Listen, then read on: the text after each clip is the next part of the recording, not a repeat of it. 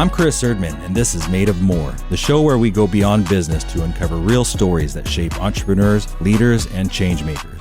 Every Wednesday at 8 a.m. on KKNW, we explore the pivotal moments, the adversity faced, the risks taken, and the resilience found along the way. This isn't just about what people have built, it's about who they've become. If you're ready for inspiration, practical insights, and stories that remind you that you too are made of more, you're in the right place. Today, I'm honored to welcome a good friend of mine and a mentor, Robert Spector. He's a master storyteller, a foremost expert on the Nordstrom Way, a leading authority in the customer service culture. His books include The Nordstrom Way and his latest, The Century-Old Startup. These books have inspired business leaders around the world. Robert, welcome to the show. Hi there, Chris. Good to be with you. Hey, good to be with you too. Thanks for taking the time here. Really a great day for this. I just want to get into the beginning and where this all started from. Robert, where did you get your passion for storytelling?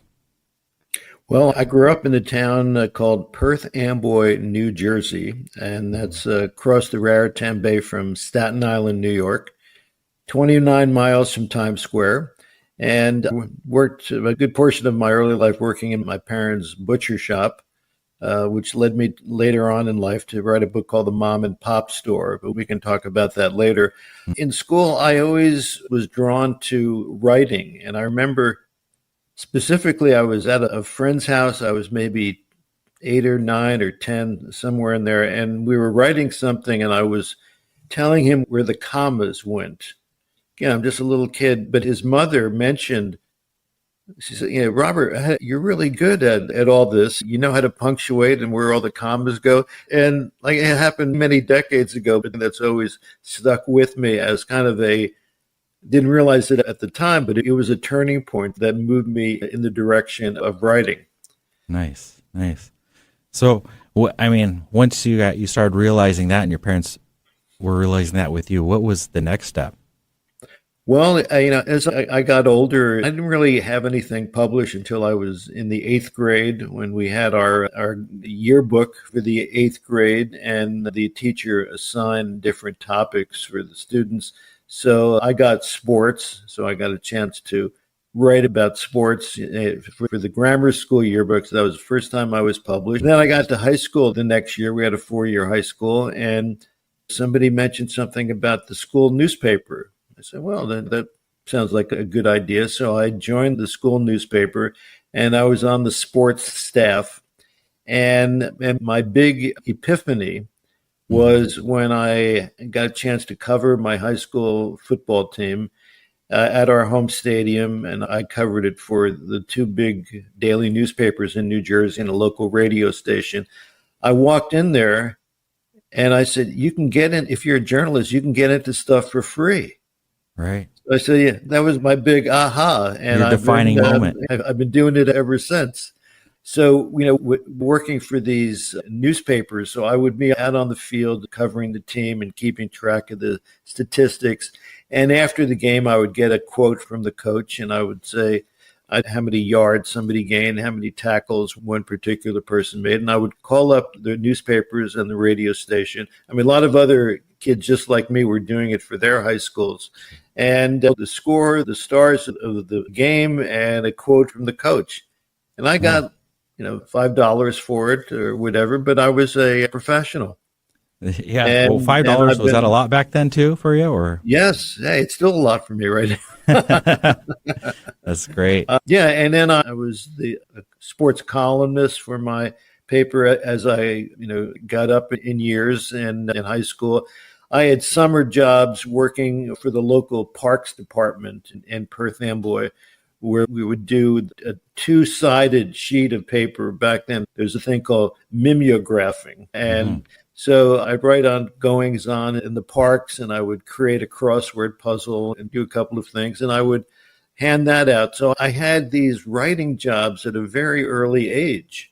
And so as I got through high school, after being the sports columnist, one of the things that my local paper had was high school correspondence all over. I grew up in Middlesex County in New Jersey, which is right in the middle of the state. And so every Saturday, they'd have in the newspaper what they call a double truck. So they're two big pages of people from different high schools talking about what was going on in their high school that week, if they had an assembly or if they had a big game. So our team was called the Panthers. So the title of the column was Panther Topics. And not only do you have the story, you got your picture in the newspaper. Nice. And in my earlier years, I rotated it with one or two other people. And then by my senior year, I did it all. So I had a weekly column with my picture in the paper. And that was pretty cool. I had summer jobs working for my local paper. I would get in. I was, again, a sports writer. So I would get in at 5 o'clock in the evening. And the day shift had left at 5 and the night shift got in at 7. And I'd be there to answer the phone from 5 to 7, people calling up either for classified ads or circulation. And I would say, I'd answer the phone and say, call back tomorrow at 9. So I did that for a couple of hours. And then the sports staff would start to come in. And then we'd get phone calls from Little League people running Little League games and Little Higher Babe Ruth League games and American Legion baseball games and tennis tournaments. And they would give me the details. And I would write these short little stories. First Bank and Trust beat Perry Brothers Furniture 4-2. Joe Smith hit a home run, and Sam Jones got a home run too. And so it was that kind of thing. It was great. Yes, that's pretty exciting. That sounds really. Yeah, but you didn't have to. I've never had a writer's block. I haven't had to agonize on what should I write next. I had all the details. I just had to write it up in the story. And then if I would kind of be thinking back, reflecting, trying to phrase something a little different, the night sports editor would look at me and said, Spector, put a period on it and get it to me. Right. Hey, I'm curious, like as a young man and as a boy, that you were experiencing a lot of success and things outside of the norm. What did your personal life look like during this time? Did your friends just love the fact that you, as a young man in school, that you were able to participate in all these things, or did it set you apart a bit? Well, it both made me apart and it also made me a part of the group. So they liked the fact that I was writing stuff and I might be able to get their name in the newspaper. So that always makes you a little more popular. Yeah. And, I'm talking with some old friends, people I've known since the first grade, and they would say, you always knew what you wanted to do, even at that young age. And so I was really lucky. My hometown afforded me so many opportunities to do work. So the summers that I was writing a local paper, I got a job. No, actually, this was still in high school. I got a job. They asked me if I knew how to write a press release. And I'm like 15 at the time. I don't even know what a press release is. But I said, well, tell me what, show me what one looks like. And I would, because the Parks Department would put on, Broadway shows, with an amateur cast. So we had Gypsy one year. And so I'd write stuff about that. And then my hometown would have a big tennis tournament. And it was right around the time every year of the U.S. Open in Forest Hills. So the people who were eliminated from Forest Hills would drive to my hometown, so it's less than an hour drive, and they would play in that tournament. So we had some very famous players like Arthur Ashe and a guy named Rod Laver, who was very, very big champion back then. And so I learned how to write press releases and do all these things. And ever since then, I've done a lot of different kinds of writing. I've written game shows, I've written comedy, I've written radio spots. I always figured that if I could learn the form, I could figure out how to do it. What about during so much experience and so much, it sounds like you were just learning along the way, but during any of this time, did you have any mentors that you were looking up to or checking in with?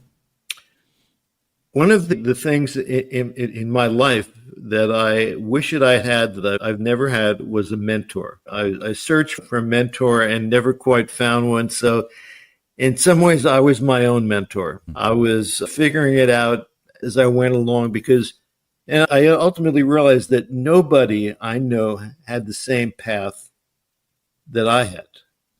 Yeah, And so there wasn't anybody who'd say, when I was your age and I was trying to do what you did, this is what I was just figuring it out.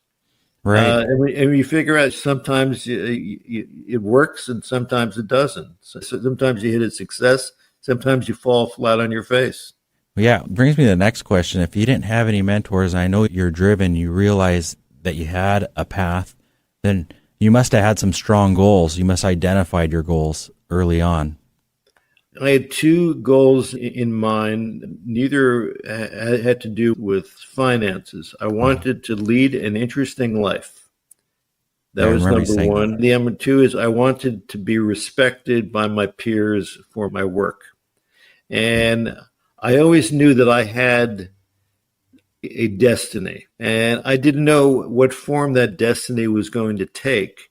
But I knew that I was going to do something that people would eventually say, "Oh, you're the guy who did that."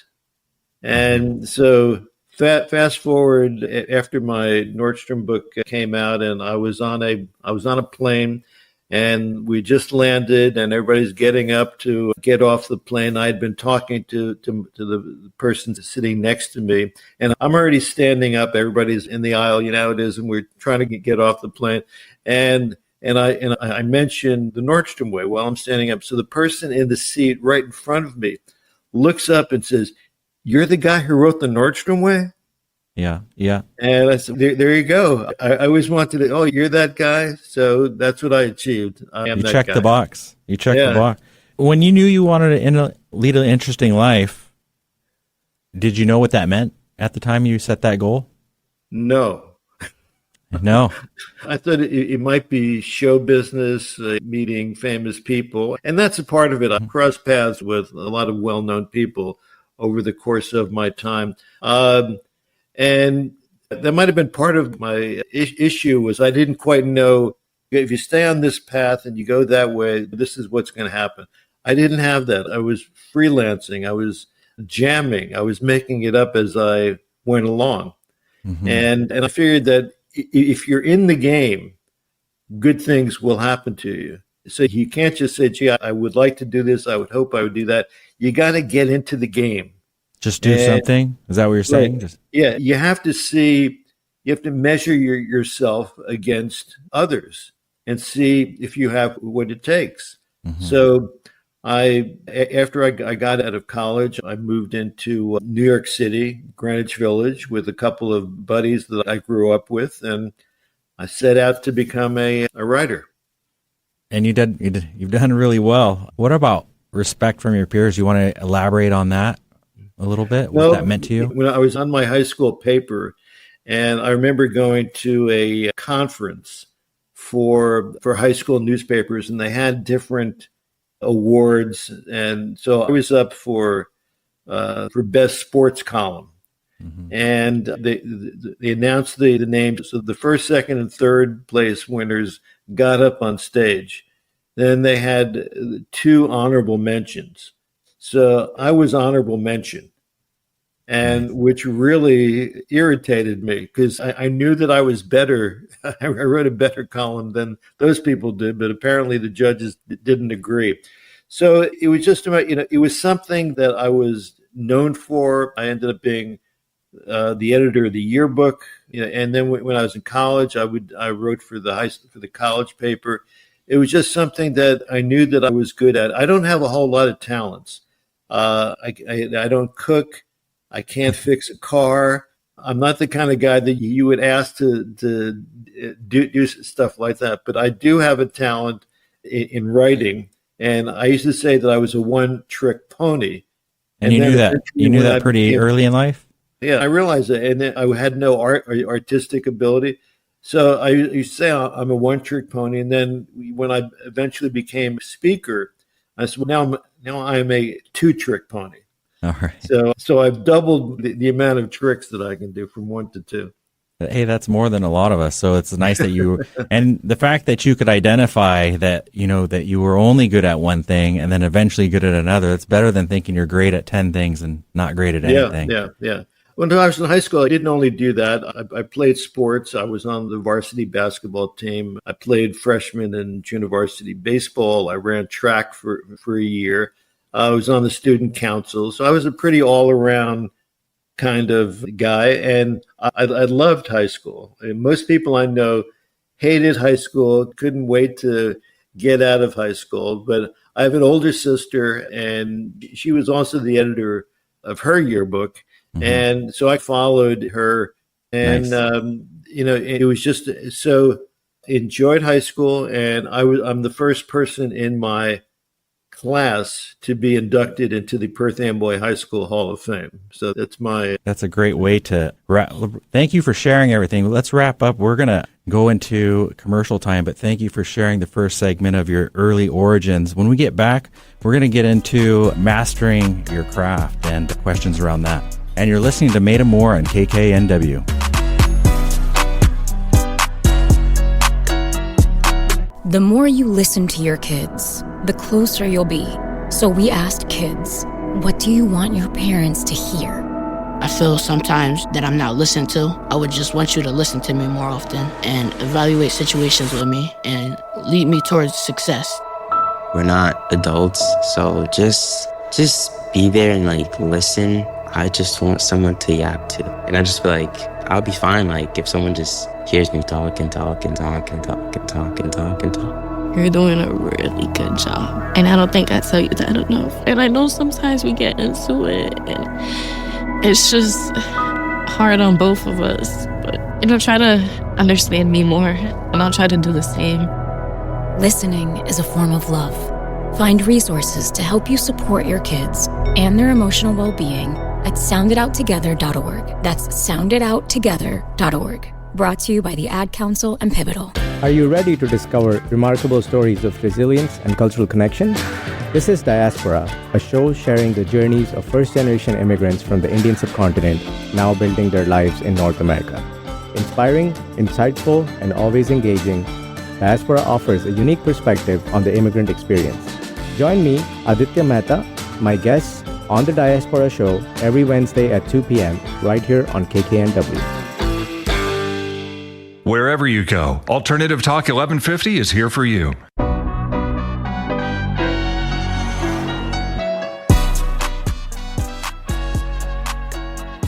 Welcome back to Made of More. I'm your host, Chris Erman, and I'm here with Robert Spector.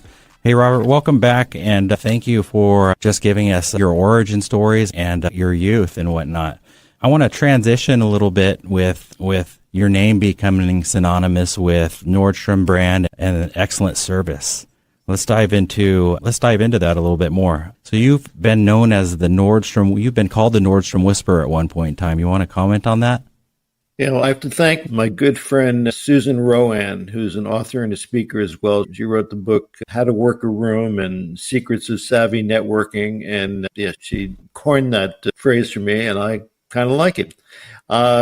So I'll give you the abridged version of my Nordstrom connection. I had been a trade journalist for a group of newspapers out of New York under the umbrella of Fairchild Publications. Their best known paper is Women's Wear Daily. They also had a menswear paper, one that covered footwear, supermarkets, home furnishings, etc. And I had been a staff writer for one of the papers in New York.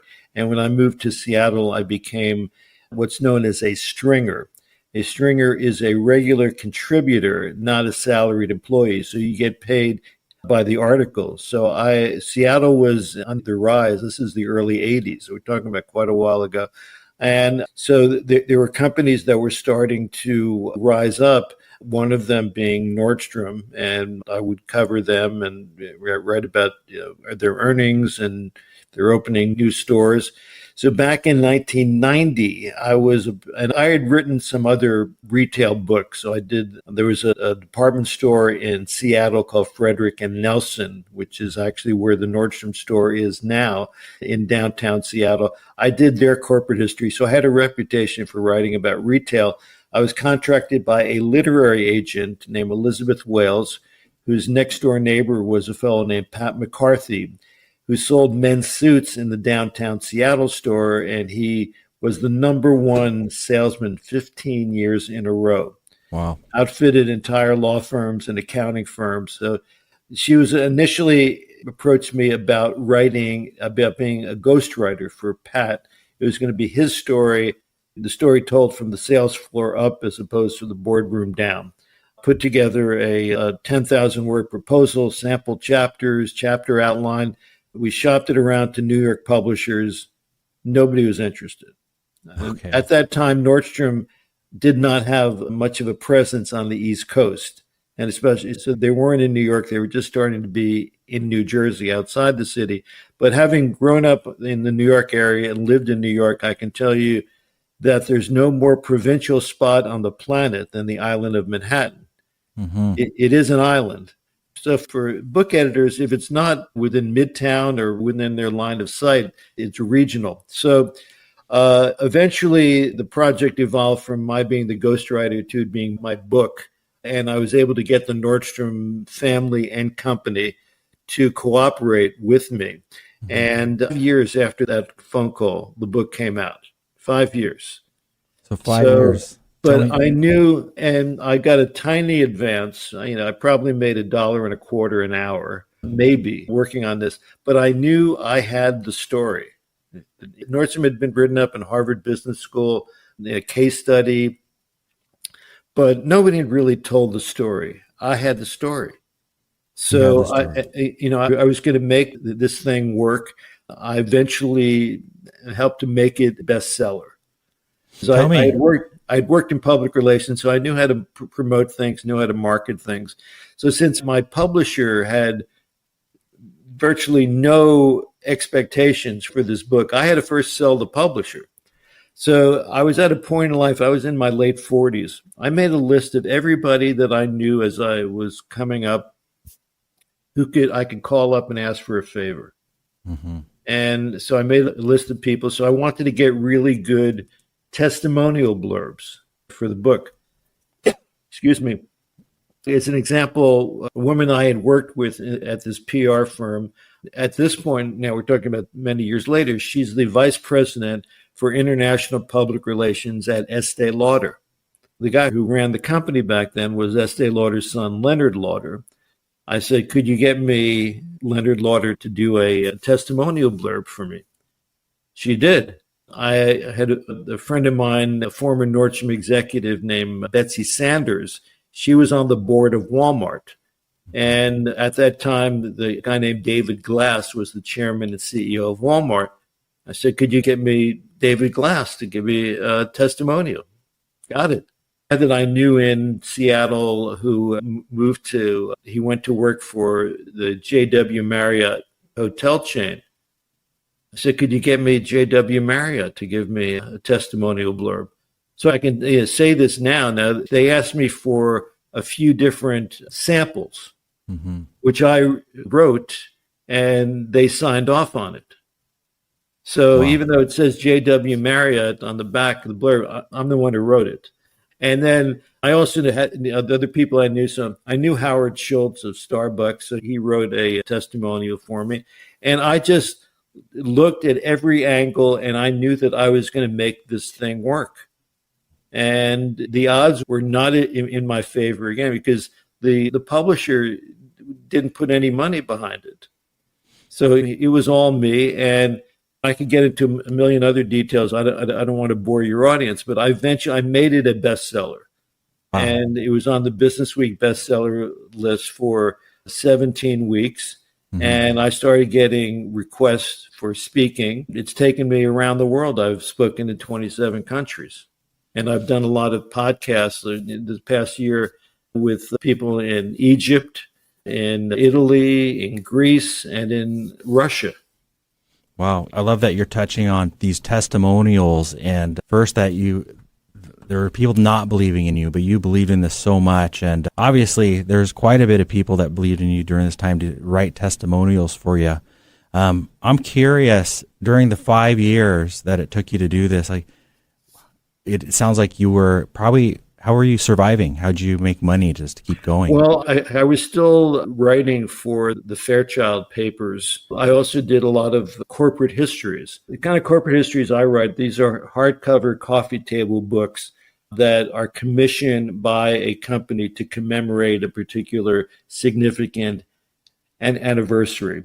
So it could be the 100-year anniversary, or 75, 125 or so, with lots of pictures. And so I did a lot of those. Mm-hmm. So between the stories that I did for Fairchild Publications and then these corporate histories, that's how I was surviving. Well, it sounds like you were burning candles at both ends at some times. Yeah, so if candles had more than two ends, I'd be burning that one too. Yeah, I can see that. Why do you believe in the value-driven business so much? What is it that made you see that? I grew up in a values-driven business. So my father had this butcher shop in an outdoor farmer's market in Perth Amboy, New Jersey, and it was a typical immigrant family business. My family came from Ukraine, so my grandfather, my father, my uncle, my cousins, my sisters, and we all worked there. And we had a couple of non-family members who worked there as well. So when you're at a small mom and pop business, I mean, that is ground zero for commerce, for retail, for customer service, for interaction with the customer. And we didn't have a huge business. I don't know how many regular customers we had. I'm sure maybe 70, 75, I don't know. But there were people who could have gone to other butchers. So why did they go to my father? And there were a couple of major supermarkets literally a block away. Sure. And because most of his customers were Eastern European immigrants like himself. So he could sell his wares in Ukrainian and Russian and various Slavic languages, maybe a little Hungarian, and he would carry specialty ethnic foods that immigrants from Eastern Europe would be looking for. So you give them the products that they miss, you speak their language, and that's a good part of it. Plus, my father had a very good sense of humor. The Yiddish word for being able to talk and converse is schmooze. Schmooze. And my father was an excellent schmoozer. And then years later, I wrote a book called The Mom and Pop Store, which is part memoir of working in the butcher shop. And I interviewed a gentleman who worked for my father. Our big market day was Saturday. You made your whole money that week from Saturday. And so he was hired. And I said, "What did my father tell you when he hired you?" And he said, "He told me to be honest." Mm-hmm. How's that for cutting edge? Yeah, that's business? Very grounded. Yeah, you go to a butcher shop in the old days, and you're looking in the showcase, and you say, "Robert, I want that steak," that one right up front. And so I take out the steak and I put some wax paper on the scale, and the wax paper will fall over the scale. If you're dishonest, you just pull down on that piece of paper, and suddenly it's a few ounces more. Sure. But we didn't do that. So my father ran an honest, upright business. Your reputation is everything. It was called Spector's Meat Market. So Spector's name is on there. So, I mean, that's something, since I've been an independent entrepreneur, all I have is my good name. And all any of us have, business, whether we're on our own or we're working with somebody else, all we have is our good name. And that's precious. And that's valuable. That's forgotten sometimes. Right. And if you besmirch that name, it's very hard, almost impossible to get it back. Well, what a good lesson right here. Thank you for sharing that. That's a really great story. I love it about the little paper falling off the end there. And it's a no-brainer, but it is something that a lot of people have to remember even today, right? Yeah. Leads me on my next question is what do you think modern companies today can kind of learn from everything you were just talking about? Well, the kind of stuff, Chris, that I talk about is so old-fashioned and so retro. I tell my audiences, I'm not telling you stuff you don't already know. Mm-hmm. But I'm from out of town, and I've got a PowerPoint, so that makes me an expert. But you tell people to be nice, to be honest, to listen to the customer. If there's a problem, care of it. Customers can be very forgiving if the service or the product has not met their expectations. If you make sure that you do it right. You fix it. I mean, we all make mistakes, but how you react to fixing that and making sure that it doesn't happen again. In talking to people who worked for my grandfather in the butcher shop. So if you had a problem, if he made a mistake or whatever, we also sold bread and rolls and stuff. So he'd give you a rye bread. Just, I'm sorry that happened. Here, take this. So, I mean, that's the moment of truth. And I speak on customer service, and customer service never goes out of style.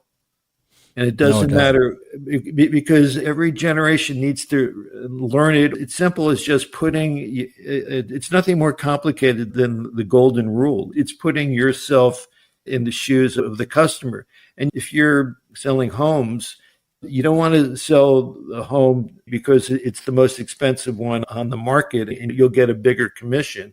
You want to make sure that home is right for this person, that they can afford it, and all those good things. So it's not a me experience, it's a we experience. I love that you say that. Everything that you talk about, and the reason why I look up to you, and is everything that you teach is very digestible. It's very grounded and something that I think everybody is capable of doing, but you have your way of just wrapping it up into these, I'd say these grounded, and I don't want to say simple, but everybody can understand these and relate to your stories. And I think that's part of the reason why you're very successful, is because you're relatable.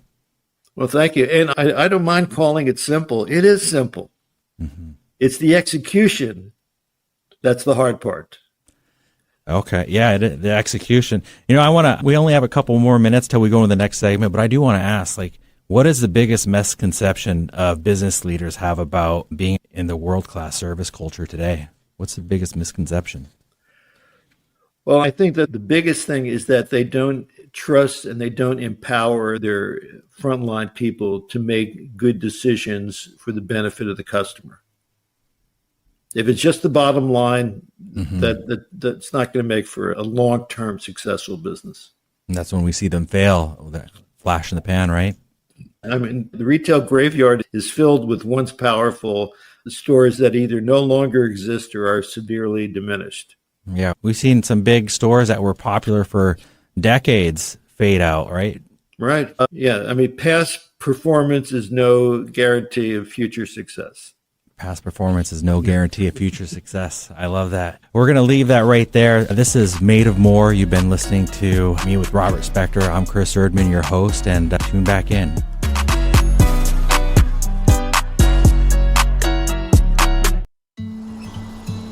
Most people out here think that taking care of one another is important. And most people would step up for a neighbor going through a tough time. Most people around here help out friends and family when they need it. But the funny thing is, most of us won't look for help when we need it. If you're struggling with mental health, you should know that there are resources out there that can help. And it's okay to talk about it if you need to. One place to get started with information is loveyourmindtoday.org. Loveyourmindtoday.org offers a range of guides, instructions, and insights for dealing with difficult situations or getting through a tough time. If you're struggling with mental health, get the help you need, because most people out here really care. Visit loveyourmindtoday.org. That's loveyourmindtoday.org. Brought to you by the Huntsman Mental Health Institute and the Ad Council.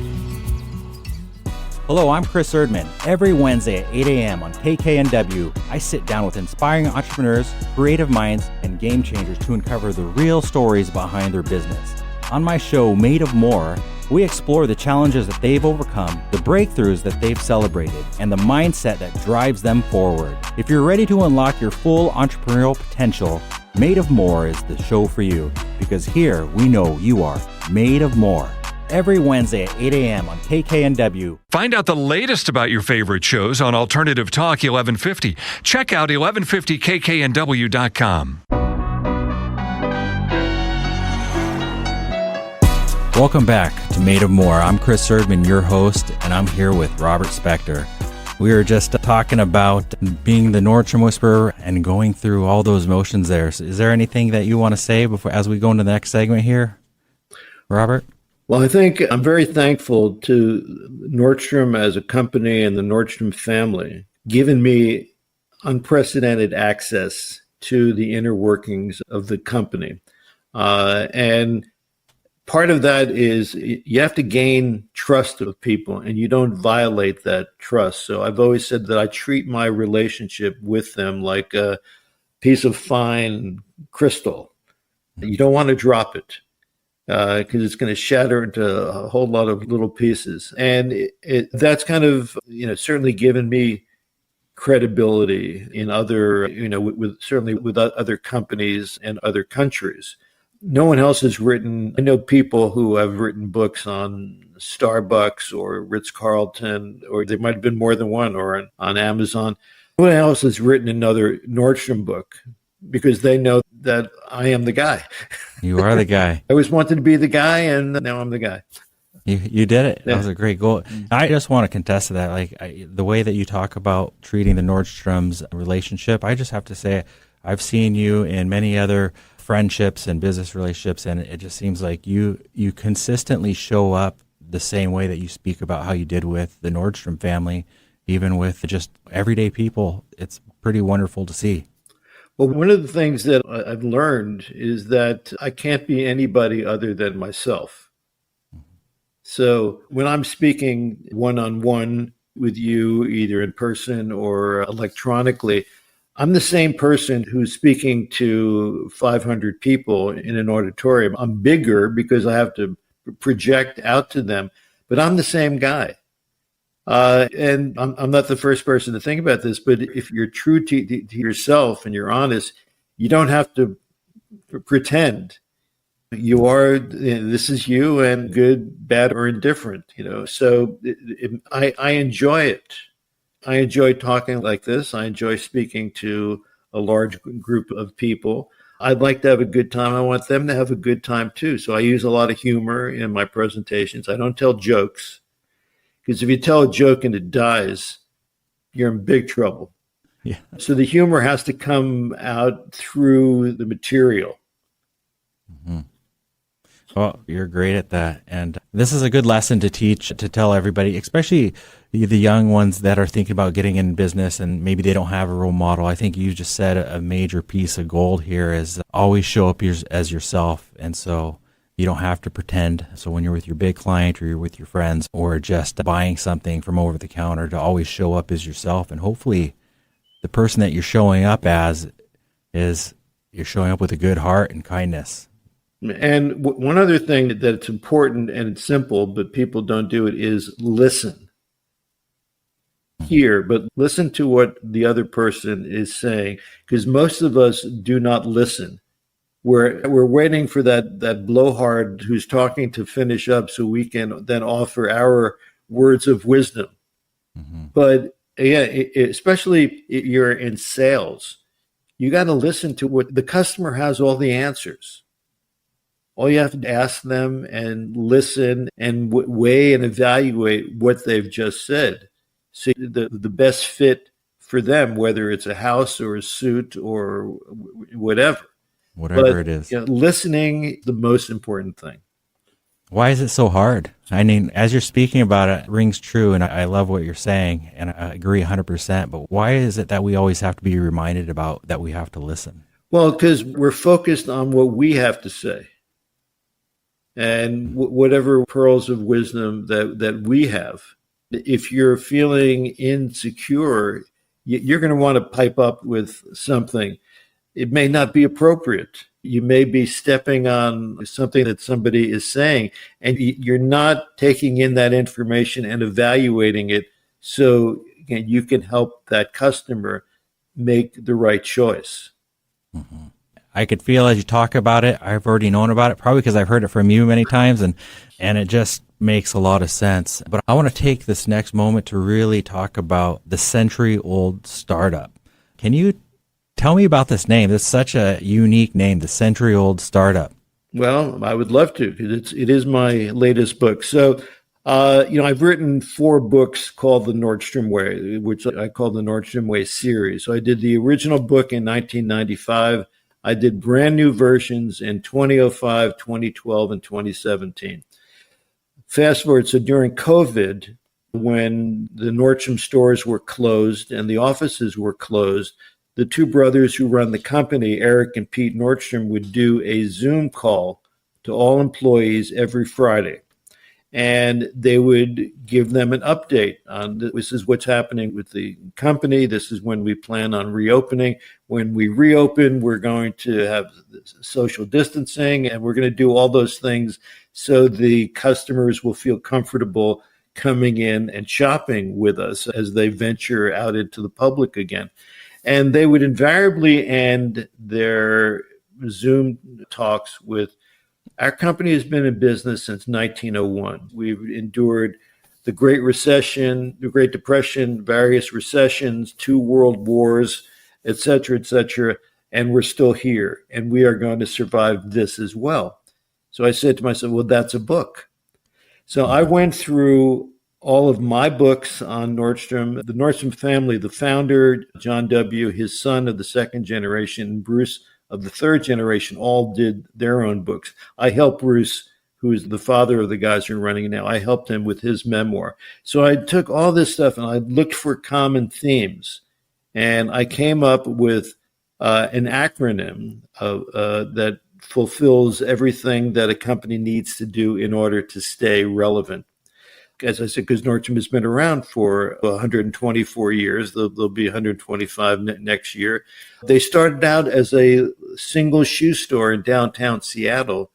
And 120 so years later, they are the most important luxury retailer in the United States, with clothing and cosmetics and jewelry. And they're in New York City. They're the most important, not Neiman Marcus, not Bloomingdale's, not Saks Fifth Avenue, Nordstrom.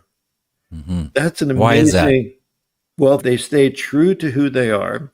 They take care of the customer. And that's not just not being nice. It's having the right product at the right time at the right price. And just always having the customer in focus. So because they are changing and they think like a startup. A startup is always challenging, successful. They're always challenging what they're doing. What can we do better? What can we do differently? What can we do that the competition is not doing? That's a part of the foundation of Nordstrom. So I came up with this acronym of FACTS, F-A-C-T-S. F is for flexibility. Especially in a time like COVID, and you really have to adjust on the job. A is for agility. You have to be, and there is slight difference between flexibility and agility. Agility is being able to adapt. You've got all these different circumstances happening, some of them unprecedented. How do you adapt to a pandemic when you're a retailer and you have all these other issues? So F for flexibility, A for agility, C for communication. I mean, that's part of listening, part of what we were talking about. The great playwright George Bernard Shaw, the founder of the London School of Economics, said the biggest mistake in communication is the illusion it has taken place. Talk about that. What is it? What do you mean, the illusion? Well, because we think just because we've exchanged some information, that doesn't mean that we've communicated. That doesn't necessarily mean that you've heard what I'm saying and you're absorbing it and then following through. But it's the most important thing. If you have a question and when somebody either texts you or you did whatever, is this what you meant? As opposed to assuming, well, I think that he or she meant this. Ask the extra question. It'll save you a whole lot of time. So I hear something there. It's not so much what somebody said, it's what they meant. Right. And making sure that you understand what they said. So you again, flexibility, agility, communication, transformation. And the Nordstrom story is all about transformation. Again, a little shoe store downtown to Seattle to a 380,000 square foot store in Midtown Manhattan. Mm-hmm. That's quite a jump. And so that's why I called it the century-old startup because it is an interesting title. Well, how could a startup be 100 years old or more than 100 years old? Well, that's how you have to think. That's how you have to approach your business. And I used to teach a class at Western Washington University here in Bellingham, Washington, to junior and senior marketing majors. And it's called Retail Reinvention. Everything old is new again. And I had them, for their class project, find a retailer that was once very important, dominant, that either no longer exists or is severely diminished. Tell me how and why they succeeded and how and why they failed. Mm-hmm. So you've got companies like Borders Books and Circuit City and Blockbuster Video and, all these things. Sears department store. Sears could have been Amazon. Sears had the everything set up, the infrastructure, they had the stores, they had the system, but they weren't because they only knew what they knew. So they stuck to their business. And so the main thing, how and why these companies failed, is that they did not adapt. They were fighting the last war as opposed to the current war. So a question that I have is, like Sears how long was Sears around? It was around for some time, wasn't it? Sears has been around probably 150 years. So 150 years. So I would say they did adapt for 150 years. Like, what do you think was the last, what made them stop adapting? Well, you could have a whole lot of theories, but I think people just get comfortable. Mm-hmm. And they were going along great. We got great market share. We've got good margins. Hey, everything's cool. But I'd imagine leadership has probably changed hands a few times over that 150 years. Yeah. They've been a public company for a very long time, but you should never be satisfied with who you are. Bezos talks about, he doesn't want Amazon to ever feel comfortable, ever feel that they've made it. When I did a book on Amazon, which came out 25 years ago this month, and Bezos back then said that Amazon is still in chapter 1. Mm-hmm. And 25 years later, they're still in chapter 1. So the obvious question is, what does chapter 2 look like? This is still chapter 1. And essentially, he says, chapter 2 is you ended up not putting everything you can into your business, and eventually you become irrelevant. That's why it's always day one. Did I say chapter 1? I meant to say day 1. Day 1. I like that. I always think like it's day 1. Right. Things are changing ever so quickly, especially with technology and AI today. Yeah. And Amazon started out just selling books. Now they sell everything. And they have cloud computing and all this, and it's never being satisfied that you've made it. There's a line from, I'm a big Grateful Dead fan, so there's a line from Uncle John's band. The first days are the hardest days, don't you worry anymore. When life looks like Easy Street, there's danger at your door. That's deep. Thank you for sharing that. I think you said it, but is there anything else that you think, or let me rephrase that, what other lessons do you think that are most critical in this book for companies today? Well, that is the most important thing. It doesn't matter what kind of business that you are in. Most of the groups that I speak to are not in retail. They're in real estate, they're in financial services, they're in healthcare. I've spoken to every kind of business you can imagine, from language translation to extruded plastics.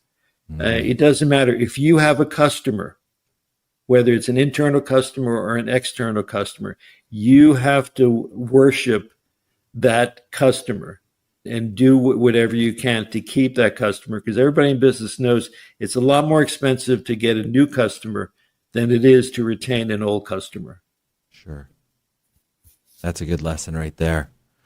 Well, Robert, I want to thank you for coming on the show, Made of More, and showing people that you're made of more and your stories behind it. And that you, after all this time of success, that you still have that urge inside you to set yourself apart and help other businesses keep growing and be aware and keep showing up. And I love that you want to help see other companies just stay relevant and successful, to the fact that you're still writing books that are with gold nuggets lying through it. And how can we find you? So what's the best way to find you, and who do you want to help? Well, the best way to find me is to go to my website, which is robertspector.com. And there'll be more about me than you'll need to know in a single lifetime. There's a short video of my talking about things I've done and are doing. And they can find me on your radio show here. All right. Well, stay tuned. I'm sure I'm going to want to interview you again down the road. You have so much more to offer, and whoever can listen to a little bit of you, I think they're going to benefit a lot, and hopefully other companies are going to get you in the door and speak into them. Well, I'm Chris Erdman, and you've been listening to Made of More on KKNW. Thanks for tuning in.